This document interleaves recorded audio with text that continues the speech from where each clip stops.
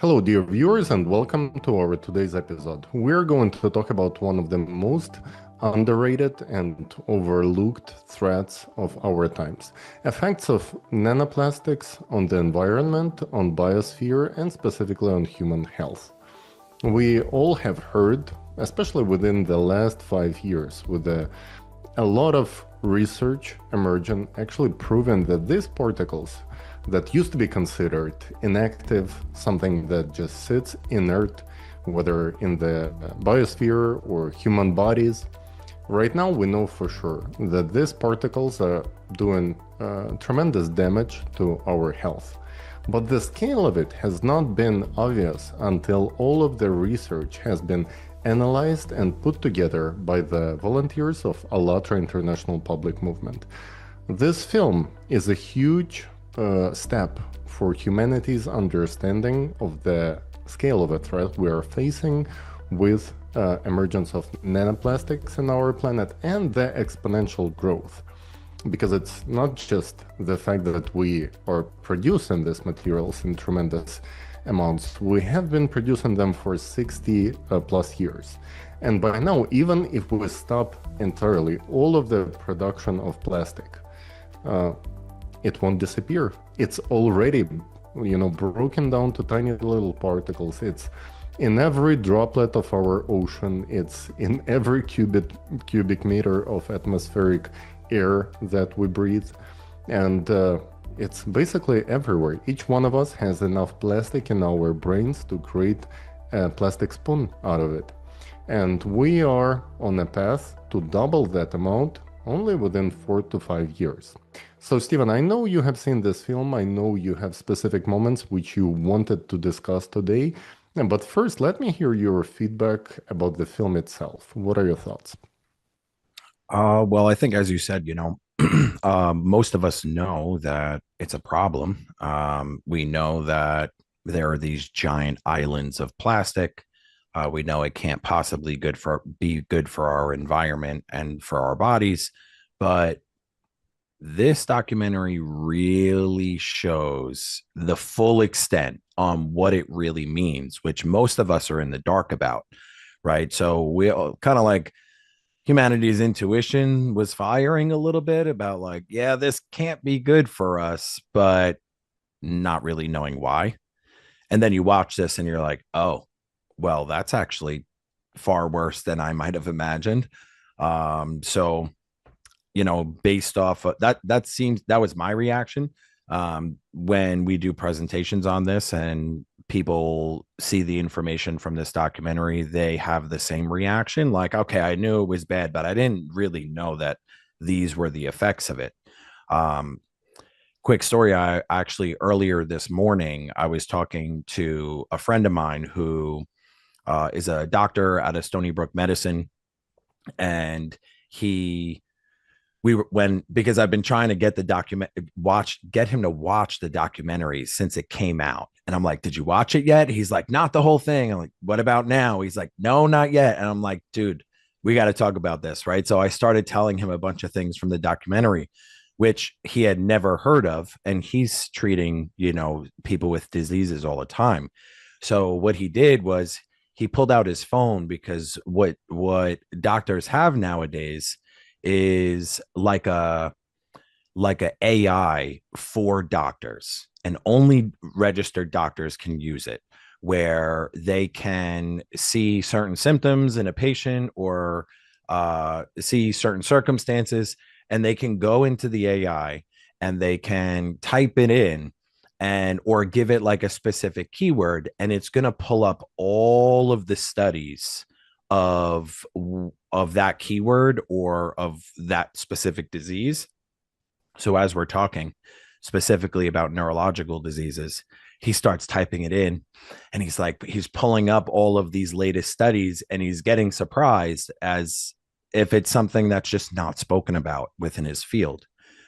So I think this documentary has like a lot of potential to wake up many, many different fields, the medical field included. So, um, yeah, I had picked a few different topics that hopefully our viewers watching can get a gist of what the documentary is about and then give them some motivation to go on and watch the thing in full on their own time. Yeah, and let's start with the first one. It's called Properties and Effect on the Planet. The smaller the plastic particle, the more active it becomes, and the more dangerous its impact. If you view a microplastic particle and it's 5 millimeter in diameter, and you break it down to a nanoplastic particle, which is 1 micrometer in size, you generate from one particle 125 billion particles, which is the number of galaxies we have in the universe. And the surface of these particles is 5,000 times larger than the 5 millimeter particle. So this just exemplifies how big an issue the breakdown of those plastic particles in even and all the time smaller particles. And these particles have maybe total different properties than the large 5 millimeter particles. So you not only change the size, but also the surface and the properties of the particles. Nanoplastic has an enormous surface area compared to its mass. It's like a tiny grain with the surface area of a football field. This is called a high specific surface area. The larger the surface, the greater the particle's ability to accumulate and retain electrostatic charge, and the more active sites it contains that bind proteins, metal ions, lipids, and other molecules from the surrounding environment can attach. To understand how dangerous these tiny charged particles are, let's run a simple mental experiment. For example, we have an ordinary 1.5 volt battery. If we divide it into 125 billion tiny batteries, and suppose each of them still had the same power output of 1.5 volts, their aggregate power would equal 187.5 billion volts. Imagine how much greater the voltage will become. Similar things happen with plastic. When a single fragment of plastic is divided into 125 billion particles, each carrying a charge, the amount of charge increases. Today, millions of tons of plastic in our biosphere are constantly breaking down into smaller and smaller particles, each carrying an electrostatic charge that allows it to penetrate everywhere. Consequently, as the number of electrostatically charged plastic particles grows, and excess electrical potential builds up throughout our planet. This is a major factor disrupting the Earth's energy balance, contributing to warming of the oceans, increase in atmospheric anomalies, as well as in number and severity of natural disasters each year. Note that the warmer the ocean, the more acidic it gets, and the faster plastic breaks down into charged micro-nanoplastics. This in turn leads to greater buildup of energy on our planet, amplifying all these processes in a self-reinforcing chain reaction. In addition, the smaller the particle, the more easily it penetrates the protected barrier of living organisms, including humans, triggering various chronic diseases and killing millions of people. We'll explore all of this in detail. Yeah, so with this, the first thing that comes to my mind is like you think about like sand, and you can break sand up into these little pieces of sand. But then when you think about dust, right? It's like that sand broken down, like they said, into these billions and billions and billions of these little particles. And these things are all in our atmosphere. We're breathing them in. They're in all of our organs. They're in our brain, right? And every single one keeps the same potential as the original, let's say, microplastic, right? Or a grain of sand. That's then broken up. So now the power multiplies, and all of this is just everywhere. And that charge is keeping our oceans warmer, affecting the electromagnetic processes in our atmosphere. What do you think, Tully, in terms of bringing this to the public's attention, and maybe something specifically from the documentary that caught your attention that might help the public? Well, the general population has been aware that plastic is indeed dangerous. We have been trying to reduce the amount of waste. There have been legislative initiatives, but none of them actually brought any meaningful results. Even the attempts to clean up the waste, the pollution we create is only a tiny little percentage compared to what we generally as humanity dump into the ocean, into the landfills and so on. But what was not understood by people who are not specifically studying this scientific field is why a nanoplastic is so dangerous. Specifically, its properties, its ability to collect electrostatic charge, which affects everything around it. And that's how when micro nanoplastic gets into human body, whether through inhalation or through food and water, primarily though through inhalation. We did not consider its ability to collect this biological shield around this tiny little particle, which allows it to bypass the blood-brain barrier and easily get into the brain.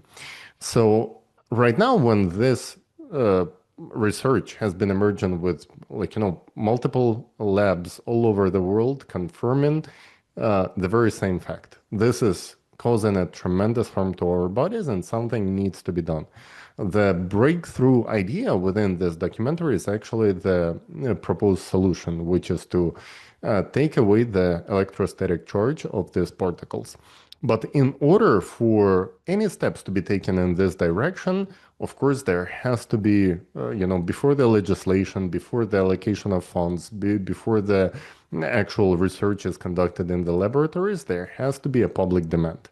Once this topic is a number one topic on social media, online, once it's the number one issue that people actually discussed and want resolution to, then the legislation is going to be proposed, passed, and then we will see scientific labs actually working in the direction of resolving the issue.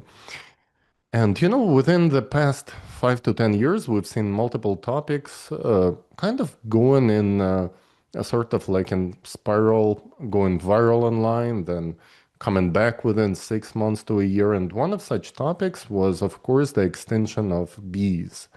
And it was a very puzzling thing. Like nobody could actually explain what is happening to the bees that are basically the foundation of all of our food. Only within past 10 years, we lost 30% of the bee population of our planet. If it's going to continue like that, what we are going to witness is food scarcity. Prices are going to skyrocket even in developed countries. And when we talk about countries that are not doing so well economically, we're talking about,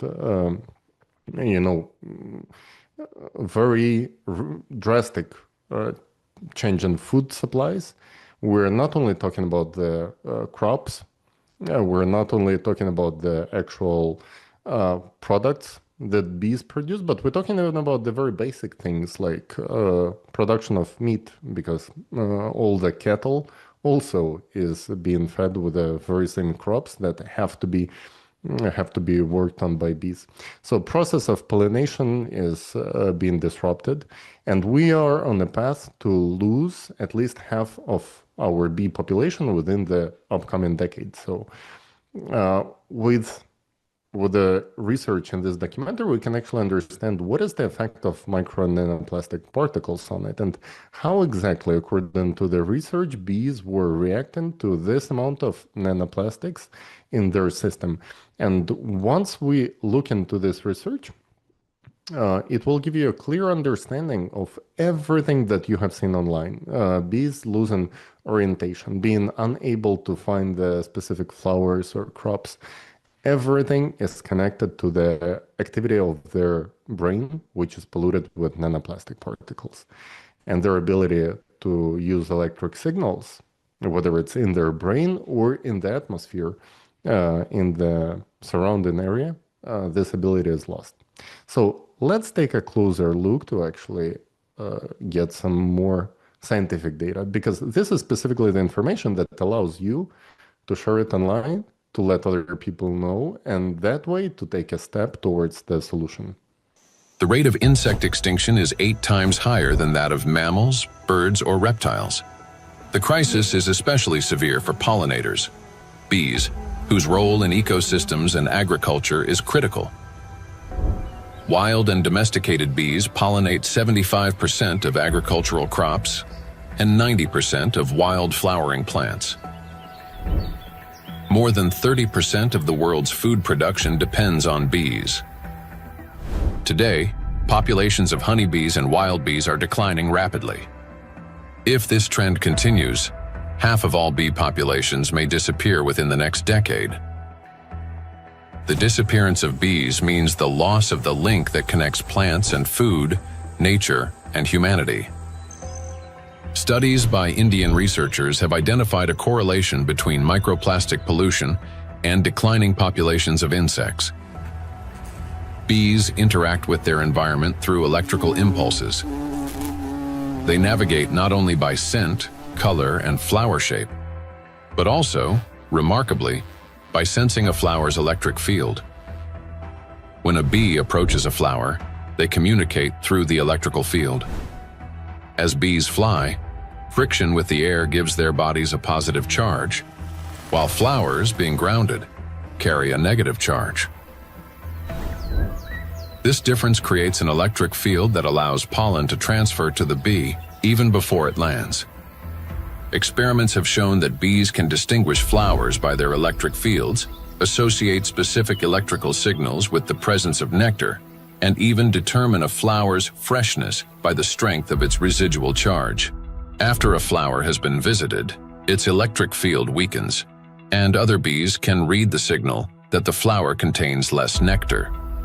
Moreover, the bee's own electric charge can stimulate a plant to release fragrance, attracting even more pollinators. Thus, an entire electrical communication system operates between bees and flowers. The electrostatic charge carried by micro and nanoplastics distorts these electrical impulses, affecting the bee's brain and nervous system. As a result, bees can no longer recognize flowers, locate nectar, find its way home, or identify members of their colony. Even the smallest doses of microplastics can be lethal to bees. Bees are covered in sensitive hairs and constantly interact with their environment, allowing plastic particles to settle on their bodies and easily penetrate them. One of the leading experts studying the impact of microplastics on insects is Professor David Baraki, PhD in ecology and animal ethology, biologist, and head of the Cognitive and Behavioral Ecology Lab, B-Lab, at the University of Florence. We already know from our studies and studies from other colleagues that, for instance, the microplastic can affect the gut microbiome. So if they feed with microplastics, this can generate dysbiosis, or the microbiota can be affected. In the same way, we found that it can affect the immune response. So both honeybees and bumblebees have kind of immune depression, so they are not any longer able to fight infections. And they can also show altered behavior. So, for instance, again, learning and memory is affected. Polyethylene doesn't seem to harm too much honeybees, and polyestyrene had a strong impact not only on survival but also on learning and memory. So in our experiment, we really found that this polymer, concentration that we probably can find in environment, can actually impair memory formation and memory retrieval. And this is, of course, alarming because for honeybees, it's, as I said, it's very, very important to have a good learning and memory capabilities. Wow. Yeah, that's pretty wild. You know, as they were listing the side effects, right? They have a hard time differentiating people in their hive or other bees in their hive. they have a hard time identifying things that they would normally easily identify. Their memory and navigation is shot. That sounds like all the telltale signs of bee dementia, right? Exactly. That's Older exactly what I was citizens, thinking as well. they just sometimes, I was actually just reading something about Japan because dementia rates are rising, and they actually have um these like fake restaurants that almost like, or like these certain benches or restaurants or locations where someone traveling, an elder traveling that has dementia, the people there are trained to uh, almost like communicate and find out if this person is in the right place. But they leave their house and they don't find their way back home and they go missing, right? So they're connecting these missing persons rate, particularly with older people, to dementia, and the bees are having very similar effects in that way. Well, if you think about it, the neural connections should work in a similar way, whether it's a brain of a tiny little insect or human being. The main difference is the size and amount of neurons which supposed to pass electric signals.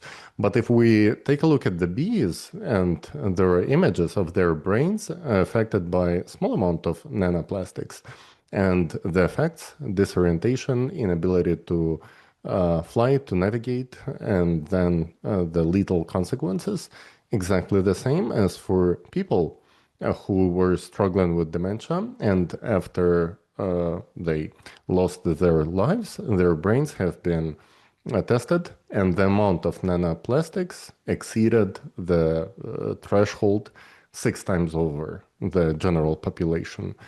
So this sort of tests were conducted since 2016 at least, and that was the first time when scientists drew the line between dementia and the amount of nanoplastics in the brain. Right now, what we are seeing is that these diseases, which used to be considered something that affects people later in life, closer to, age of 60s and 70s, right now it's the bar is way lower. So people who not supposed to be by their age category experiencing loss of memory, inability to navigate, short term memory loss, and so on, they start experiencing this. And it's not only dementia, it's Alzheimer's disease, it's the growing rates of autism, specifically when it comes to children who are also, there is a direct correlation between the amount of nanoplastics in mother's body and the effects that it will have on the children. So those tests have been conducted and the research has been done. When we look at the scientists, they just say all the scientific body of evidence is already here. Like we have to start working on the solution. But if nothing happens, if people don't actually demand this, if people don't make this the number one issue, what's going to happen to all of us? The question is who's going to be the first one to disappear from the planet, the bees or the human beings? Well, the size of the brain is bigger, so it might take longer time to actually pollute it to that threshold that that bees are experiencing at lower level. But eventually, everything is very interconnected on our planet, and I think we should start actually taking action right now, because the effect it has on neuron systems is tremendous. And there is another short clip, Steven, we can show it, maybe the next one. We can actually show how it affects the neurons in our brain. But maybe you have something else to add, because I know bees have been a very viral topic on TikTok, and I'm sure you've seen a lot of those videos where people just flabbergasted. Yeah. Yeah. There's something innocent about the bees, but we also know, like, no bees, no food, right? So they are kind of at the foundation of our agricultural system. So as you mentioned before, right, like if there's one topic that's going to get public awareness, like everyone has to eat, right? And more people are coming into people that they're very close to, people that they love and they care about, are coming down with all of these diseases. For example, like you mentioned, dementia, multiple sclerosis, autism. Imagine, like you're this parent, soon to be parent, right? I could probably count the amount of friends on like two hands right now that are all having babies, right? And some of these conversations are like, oh, we're trying, we're trying.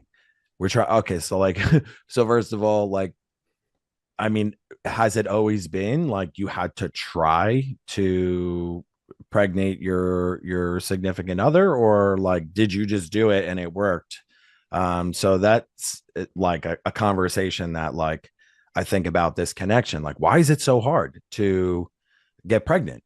And then you're successful, you're pregnant, you got a sweet baby boy on the way, and then they're born with something that makes it harder for them to learn, or they have to go into special educational programs. And as a parent, like obviously you want to see your kid fit in, you want to see your kid flourish. And don't get me wrong, I know I teach many kids with special needs, and a lot of them are great, but we know that there's a broad spectrum, and we know that life could be a little bit more difficult with this sort of thing.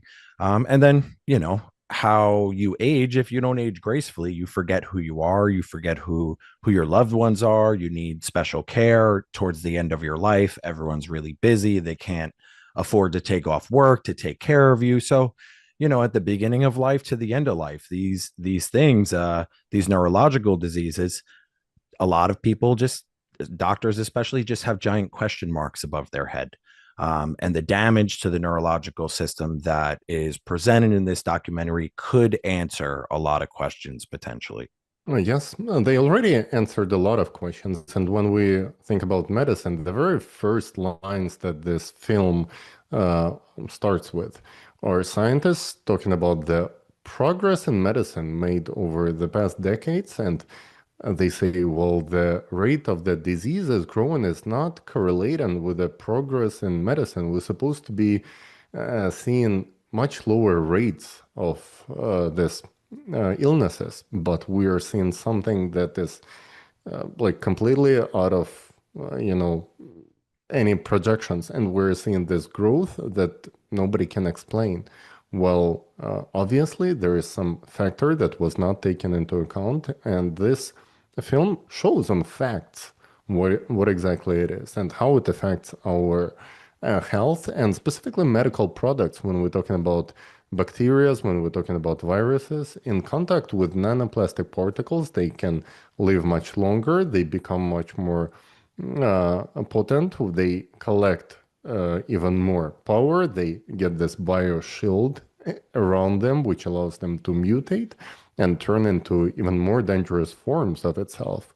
In addition to that, they become tolerant towards antibiotics. So antibiotic resistance is something that is becoming a huge problem. And if it's going to continue like that, very soon we might lose ability to use antibiotics. They just going to stop working.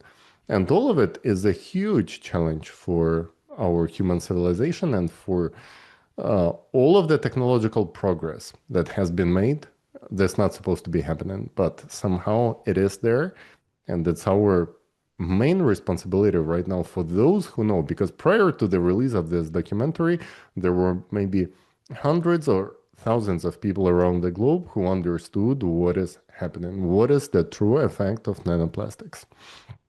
Right now, it's available to everyone in the most comprehensive and clear form. So we have to do something about it now. And to give even more clarity on the effect on cells and what is happening inside of our bodies, let's take a look at the next short clip, which is showing the mitochondrial damage that nanoplastics does. cells start the process of self-destruction. Each cell continuously produces specific molecules known as reactive oxygen species. These molecules participate in processes of growth, division, and programmed cell death. Under normal conditions, their levels are regulated by the cell's defense system, antioxidants, acting as cleaners. Antioxidants rapidly neutralize excess reactive oxygen species, preventing them from damaging the organism. When a cell is exposed to irritants, such as infection, injury, or toxins, it produces elevated levels of reactive oxygen species, which in excess can damage vital cellular structures. This leads to oxidative stress, a kind of chemical assault within the cell. In response to damage and oxidative stress, a natural defense mechanism is activated: inflammation. Its purpose is to eliminate the source of injury and restore balance. However, in the case of electrostatically charged nanoplastic, this mechanism ceases to function properly. Plastic particles remain inside the cell and act as a continuous irritant. The inflammation does not subside and becomes chronic. As a result, DNA, proteins, membranes, and other key cellular structures are damaged. Ultimately, the cell either can no longer function properly or initiates its own self-destruction. We've done remarkable studies and discovered that plastic embeds itself inside the cytoplasm.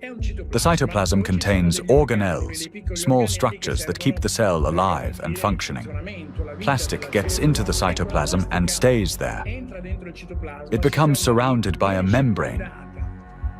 Similar to the cell membrane, the cell isolates it because it wants to destroy it. And it starts producing enzymes and other substances the cell normally uses when it's invaded by microbes, viruses, bacteria, or antigens. But unlike those natural invaders, plastic is indestructible, as we said. So the cell is essentially subjected to chronic stress, and eventually it becomes diseased. The Microplastics Research Group at the Bolivian Catholic University in Cochabamba uses aquatic planarians, small organisms that serve as highly useful biological models. Their strong regenerative capacity makes it possible to detect early changes in cellular processes similar to those that occur in other animals. Microplastics, especially when combined with other pollutants such as metals, are already affecting living organisms. Microplastics can trigger oxidative stress, an imbalance between the production of reactive oxygen species and the body's antioxidant capacity. This oxidative stress directly affects cellular metabolism, disrupting the functions of proteins, lipids, and nucleic acids, which can lead to changes in growth, regeneration, and the overall physiology of organisms. Thus, exposure to electrostatically charged nanoplastic leads to oxidative stress, inflammation, and consequently, the death of not only neurons, but also other types of cells. Oxidative stress is like a fire burning inside a cell, while antioxidants are like firefighters that work to extinguish it. Note that nanoplastics act as a fuel for the fire, feeding it endlessly until the cell is consumed from within. Yet, that's not all nanoplastics do inside our cells. They also destroy the cell's power plants, the mitochondria. Every cell lives and functions thanks to the energy produced by mitochondria. That very energy powers all processes in the body, from cell division to hormone synthesis. Even the electrical impulses that we've been talking about depend on the energy from mitochondria. And it is precisely this vital source of life that charged nanoplastics attack. So yeah, if you experience chronic inflammation or a chronic lack of energy, or, it can lead to a very bad consequences, because right now all over the world we're seeing the growth and sudden death syndrome, and no one could explain it. But this is exactly what is explaining what's happening when there is a constant disruption of proper work of the cells, and especially the energy production plants inside of our cells, the mitochondria, which is affected by the charged nanoplastic particles, it leads eventually to the lack of energy. And two most energy demanding body organs are brain and heart. And we're seeing that it's specifically these two organs which are affected by a lot recently. And specifically with the sudden death syndrome, I think it's one of the most discussed topics in the medical field because the rates are skyrocketing and no one was given a clear explanation as to what's actually causing it. And even now, when we are assuming that person died of a sudden death syndrome, you know, they usually would say, well, the body organs were fine. There is no clear reason for that to occur, but something happened, right? But you don't see microplastic or nanoplastics being written as the reason, while it is precisely the reason to what is happening. Yeah, I think whenever you see, I feel like the lower and lower and lower you get to the foundation of all mechanisms and of health in the human body, when you see it affecting the functions within the cell, forming the mitochondrial dysfunction, now it's like, okay, like once you destroy the cell, now you're just affecting everything else in the body. And who knows? I mean, obviously, there are other lifestyle factors that might lead to chronic inflammation, whether it's just stress or eating a bunch of sugar or whatever it may be. But the fact that this can supersede everything, that this can be the root cause of so many different diseases. I mean, a lot of people know that chronic inflammation is the root cause of a lot of different problems that we can have in our body. And then you clean up, you know, there's so many people that I know, especially being in the holistic health field, that do all the right things. You know, like they try and keep stress out of their lives. They eat all organic food. They exercise every day. They don't consume any like processed stuff. And yet they still get cancer or they still get some type of disease, and they just like throw their arms up. They're like, I do everything right. I don't understand how this sort of thing could happen to me. I've definitely seen some clips online with influencers who are trying to hype the topic of living healthy. And recently, the topic of avoiding plastics has been going so viral that some of them even claiming they stop using the plastic cups, for example, or plastic silverware, or whatever else they might be using. And then I'm watching one of the videos of one of such influencers who is, you know, over 40, but he claims that his biological age is so much younger and he plans to live until, I don't know, he is planning to live longer than anyone else. And he's hyping this topic up, right? But one of the things that was just hilarious is when he says, well, look at my faucet, look at my system for water filtration that I have installed. He goes, here it is. And his goal, once again, is to avoid micro and nanoplastics. And the whole filtration system is a big plastic box with plastic cartridges inside that's supposed to clean his water from plastic, and then he drinks it from glass, thinking that he's avoiding micro and nanoplastics, which is hilarious by itself, right? And then another video or picture is going viral with a Hollywood actor, famous one, Orlando Bloom. He is in this clinic in Los Angeles where he's going through this procedure where they take the blood from his body through certain tubes. They put it through a machine that supposedly cleans it from plastic and puts it back into his body. And when you look closer at that picture, you can see that the tubes are made from plastic. Of course they are. What else the doctor is supposed to use? Second of all, the machine itself, 80 to 95% of everything inside of that machine is made from plastic. So it just shows how hilarious and how naive it is.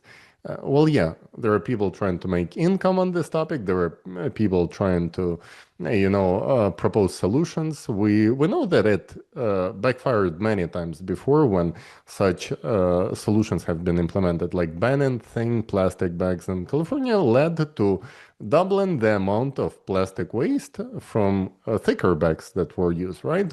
Or banning plastic straws led to emergence of paper straws, which were glued with toxins that hundreds times worse than the plastic used for plastic straws, right? And we are seeing emergence of these things that get in hype online, like burning plastic to make fuel, right? This is one of the topics that's been hyped up by few influencers. And you can see videos, not even of influencers, but of some random people. I've seen some Indian guys in the backyard. They just made this thing out of, like a pot with a few tubes connected, and they burn the plastic, and fuel comes out, and gases come out, right? So in this film, you can actually see what actually are those gases. They contain cancerogens, which are even in tiniest amounts, are so damaging to health that it's simply, we should think that this technology is not being mass implemented, because it would be a disaster. It would speed up the whole destruction of our biosphere by orders of magnitude. And the only reason why it's not being implemented, of course, because it's financially not profitable. The amount of energy used to burn it is way exceeds any financial benefits. So this is one case where human greed, basically, and the profits are working for the best for people, because otherwise the effects of this so-called solutions, which not solving anything except driving income and fame to certain people, but creating tremendous side effects, tremendous damage to the atmosphere, to the biosphere, to human bodies, to everything around us. And in order not to step into the same field with the same mistakes, and in order not to repeat the same mistakes, we should actually have a comprehensive understanding of what's happening, what are the processes. And this is one of the fields where ALLATRA International Public Movement has always been very precise, very comprehensive with its research. And this film just proves that this is something that has been done on the scale not seen before in this field. And I think we are getting closer to the final part of our today's podcast. I'm sure we will record the next part too. But before we wrap it up, I would like everyone to see, and me and Steven to discuss, the topic of damaging neurons and the solution part. So let's take a look at the part that explains what actually that plastic spoon does to our brains. Just to remind, each one of us has enough plastic in our brains to create a plastic spoon out of it. How do micro and nanoplastics damage the body's cells? Disruption of interactions between neurons. Electrostatic charge and extremely small size allow nanoplastic particles to penetrate inside human cells. The impact of nanoplastics on cell function can be clearly traced in neurons, cells of the nervous system, as their function is directly linked to the generation and transmission of electrical signals. Valérie Etkin, Doctor of Physical and Mathematical Sciences and member of the European Academy of Natural Sciences, emphasizes that the impact of nanoplastics on nerve cells manifests at the most fundamental levels. Nanoplastics significantly influence the generation and transmission of neural impulses through multiple mechanisms that disrupt ion transport and the electrical activity of neurons responsible for transmitting nerve signals in the body. Each neuron functions like a miniature battery. It constantly maintains a difference in electrical charge between the inside and outside of its membrane. This enables the neuron to be ready to transmit a signal at the right moment. Charged nanoplastic disturbs this delicate balance, making the cell behave unpredictably. A neuron may activate prematurely, like a light flickering on without command, or conversely, fail to transmit a signal when needed. Such interference disrupts the operation of entire neural networks, like a city experiencing power outages, where neighborhoods go dark one after another, leading to a blackout. In addition, as shown by research conducted by Chinese scientists from Southern Medical University in Guangzhou, nanoplastic interferes with the operation of ion channels. Nanoplastic carrying an electrostatic charge can interact with these channels and alter their structure. As a result, the gates may fail to open or remain open for too long. This also disturbs normal signal transmission throughout the nervous system. When electrostatic interactions occur with charged membrane lipids, they cause a redistribution of charged lipids and proteins within the membrane, which leads to impaired functionality of these lipid membranes. This results in localized changes in ion concentration and the formation of ion concentration gradients around charged particles. The function of ion pumps, which are essential for maintaining ion balance, becomes disrupted. Ion pumps are mechanisms that move substances against their concentration gradients, a process known as active transport. When these processes become unbalanced, they accumulate energy that can later be used by biological systems to perform work. And so, the work of these pumps may be disrupted, yet it's one of the core mechanisms underlying biological activity. Signal transmission between neurons is a complex yet remarkably coordinated electrochemical communication process in which special molecules, neurotransmitters, play a crucial role. These molecules act as couriers, transferring information from one neuron to another in a strictly ordered manner. Nanoplastic particles carrying an electrostatic charge can interfere with the release of neurotransmitters or trigger their discharge without proper signaling. As a result, chaotic and false signals emerge in the brain, as if the nervous system can no longer distinguish what messages to send, when to send them, or where they should go. Any disruption in communication between neurons inevitably affects our mental state. If you find yourself becoming forgetful or absent-minded, if you have difficulty concentrating or remembering even simple things, it may be a sign that the degradation of neural connections has already begun. Nanoplastics not only interfere with communications between neurons, but they also penetrate directly into cells and even trigger their self-destruction. Well, that explains the bees, and as we were saying before, right, like their brains are much smaller. They're going to be impacted a lot faster. And to your point, right, who hasn't gone throughout their day and has come across something like that? Something basic, you forget what you're going to say, you forget where you left your keys, you go to say something and completely draw a blank. I'm sure those are pretty common experiences for people. Yeah, like how many people walk into the room with a clear mission to get something, and once they got into the room, they cannot recall why they even got there.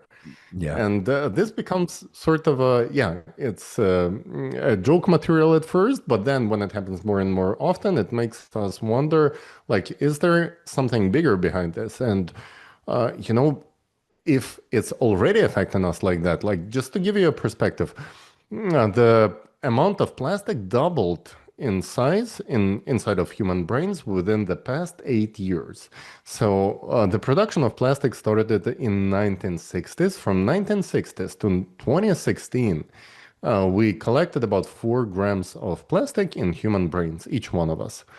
Throughout the past 9 years, that amount doubled. So 7 to 8 grams in human brains right now. And we are on a clear path to double it in size by 2028.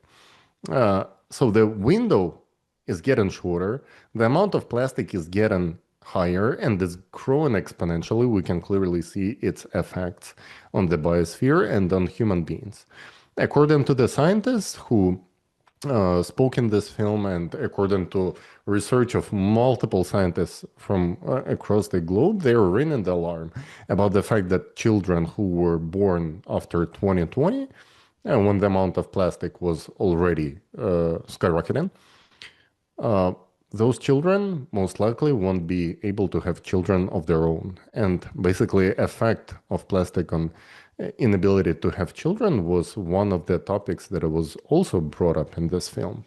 Yeah, so many good points were brought up. I mean, obviously, we can't cover all of them, but the fact that the birth rate is declining, the fact that people can't have babies as easily as they used to, take, even if your child is born, the diseases are coming faster and faster. So between our birth rate declining, between our food production declining, I mean, the future isn't looking all that bright if, we don't get to the root cause of all of it, right?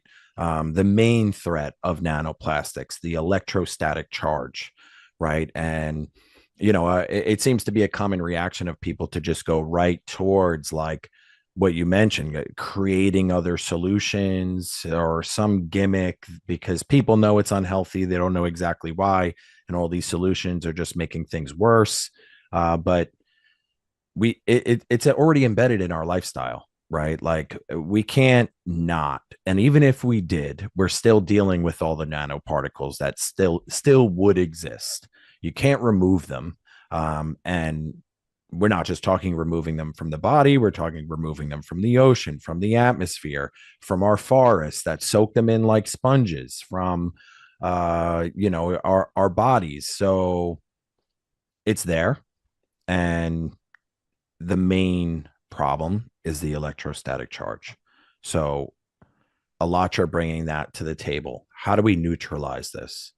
Right? There has to be some form of discoveries that we don't quite yet understand, but can. And if we do neutralize it, then all of a sudden, whether it's this the heating of the ocean, we can slow it down if we can neutralize it, right? Whether it's the expression of diseases, we can slow it down if we can neutralize it. So maybe we're not removing it, but we got the clip up from the idea of how this came to be and what's required for us to kind of pull ourselves up by our bootstraps and figure this out. Yes, let's take a listen.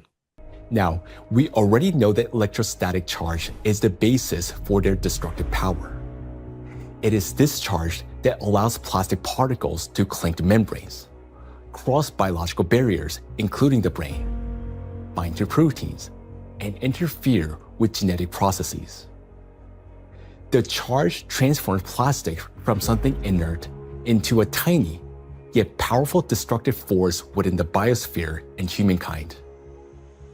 Understanding this, the scientific group of ALLATRA was the first to propose a strategic direction, that is, to deprive nanoplastics of their ability to accumulate and retain electric charge.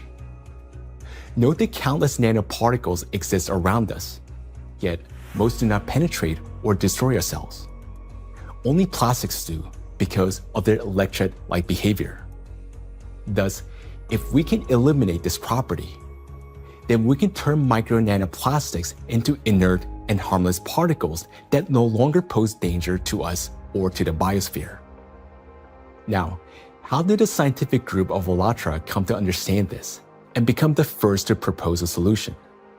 The answer goes back many years and to the work of Dr. Igor Danilov, a vertebrologist and researcher who spent many years studying spinal diseases. Over 20 years ago, he was actively engaged in scientific research focused on investigating degenerative processes in intervertebral discs. His work included a comprehensive experimental and clinical study to understand morphological and biochemical changes occurring in the nucleus pulposus, intercellular substance, and cartilaginous tissue of intervertebral discs. While studying cellular processes, Dr. Danilov focused on immune regulation and pathological reactions that could trigger cell degeneration. He noted that mitochondrial dysfunction was one of the main drivers of these changes, and this insight became the starting point for investigating what might be disrupting cellular function. Dr. Danilov frequently visited specialized laboratories, and in the course of detailed analyses, he found foreign particles inside the cells, which he later identified as plastic. This discovery became a key moment in his research, as he began to analyze possible mechanisms by which plastics affect cells. Through his investigations, Igor Danilov determined that the negative impact of tiny plastic particles on cells stems precisely due to the damage they cause to mitochondria. This conclusion was based on observations that cells containing these tiny plastic particles showed clear signs of mitochondrial dysfunction, which in turn exacerbated degenerative processes. Here, Igor Danilov suggested that the ability of plastic particles to penetrate cells may be due to their electrolyte behavior. That is, the ability to accumulate and retain electrostatic charge, which allows them to form a biological shell around themselves. This property enables the plastic particles to enter cells easily, avoid detection by the immune system, cross protected biological barriers, including the blood-brain barrier, disrupt normal cell function, and provoke degeneration and cell death. On this basis, Igor Danilov proposed that to neutralize these tiny plastic particles, we must deprive them of their ability to accumulate and retain charge.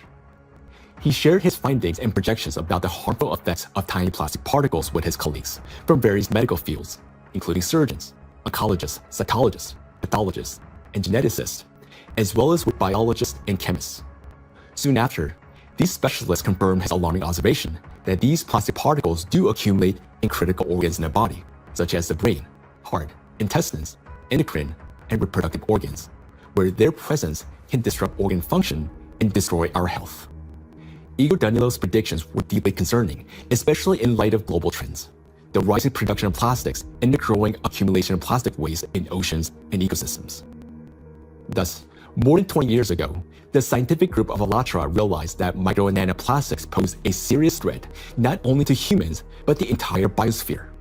And each year, the number of these particles continues to grow, worsening the situation amid accelerating climate and geodynamic changes on the planet. The implications are far-reaching. If we can eliminate the charge from micro nanoplastics, we will not only eliminate their destructive impact on human health, but also remove the excess energy accumulating in the biosphere, the energy that currently fuels the geodynamic crisis and intensifies natural disasters. This plastic would no longer act as a destabilizing factor, and many planetary threats could be mitigated at once if we can find a way to deprive nanoplastic of their ability to accumulate and retain charge. The question is, how can we achieve this? Well, let's be honest. This task is extremely difficult. It would not be enough to simply figure out how to neutralize the electrolyte behavior of these tiny plastics in a test tube. We must learn how to achieve this for every micro and nanoplastic particles already present in the biosphere, including those inside the human body, and do so without harming people or nature. Given the unprecedented scale of this challenge, solving it will require collaboration among experts across many disciplines: biophysics, nanotechnology, molecular toxicology, material science, and medicine. Plastic pollution is not a narrow environmental issue. It's a systemic global challenge that affects health, safety, natural resources, the stability of our civilization, and life itself. 20 years ago, the scientific group of ALLATRA already recognized the danger of micro and nanoplastics and identified the underlying principle of how they could be neutralized. But to this day, we haven't found a way to achieve it. That is why ALLATRA calls for unification of the world's scientific potential, a message that is unfortunately often misunderstood. Uniting scientists doesn't mean locking them all in one giant laboratory until they find a solution.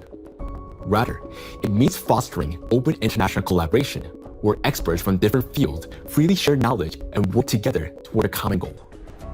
It's about aligning research methods, promoting open data exchange, developing compatible monitoring tools, and making coordinated policy decisions. So as you can see, there is a solution proposed right there. And basically the knowledge, the understanding of the entire scale of the challenge that we are all seeing right now, that we are all facing, has been understood by ALLATRA scientists way back. But of course, the scientific research that emerged only recently, within the past decade, we have seen that there are numerous articles, numerous peer-reviewed papers that have been published. And even during the very recent year, we have seen how much more our science learned about the electrostatic charge on these particles. All of it allows us to talk about the urgency of the matter and necessity to implement this decision. And once again, as Dr. John Odd said in this documentary, unification of scientific potential does not mean locking all the scientists up until they find the solution. No, it's the very same thing that has been done multiple times through our history when we faced challenges, whether it's any sort of scientific challenge that requires international collaboration, that requires the research that is conducted across multiple labs in different countries, but with a common goal to actually find the solution. And the challenge is pretty big. Let's say it's to remove the particles from, remove the electrostatic charge from those particles in the atmosphere, in water, in human bodies. And that way we will be able to secure a safe future for our environment, for the entire biosphere of our planet. That's a tremendous goal that requires tremendous input of efforts, but it all starts with people demanding this. Without people's request, there wouldn't be much change. But as we have witnessed throughout recent decades, people demand can change a lot. So hopefully we will see a lot of people request an actual change and implementation of these efforts quite soon. It should happen rather soon. Yeah, I think so. Nothing's going to happen without the demand from the people. And, I think that when we can bypass this sort of competitive culture that we've created, like everyone wants to be the first person to find a solution and make some money off of it. I think we're past that point, right? Like this is something that affects all of us. And if people all over the world are putting their best efforts forward and exchanging the information to solve the problem for everyone, it's going to happen pretty quickly. Obviously when we work together, things happen way faster. So hopefully the podcast has given people a little bit of an insight enough to go and check out the documentary themselves. And what do you think? Maybe we do like a part 2 on some other topics for people that don't want to sit through the whole thing? We're definitely going to make a part 2. And also, just to give people a perspective, such research will definitely push our science forward, so that technologies obtained can have tremendous potential to change our lives for the better, and not only to remove plastic's harmful influence from our bodies and from the world around us, and including the financial benefits, right? For investors, for whoever, there is no better field to actually invest into, because what is all that gain actually means if there is no health, if there is no future, if your children are not able to enjoy a healthy life, right? That's the biggest tragedy in the life of any human being. And this is a global challenge that really unifies people in one goal: to live a healthy life, to have a future, and to have ability to give that healthy future for their children. As Dr. John On ended up his message, life is worth fighting for. And this is exactly the message that should be embedded into everything we do right now. We need to preserve life on this planet. We need to preserve a healthy, bright future for the future generations. Couldn't agree more, man. Thank you, and we'll see you in our next episode. Thanks, bro.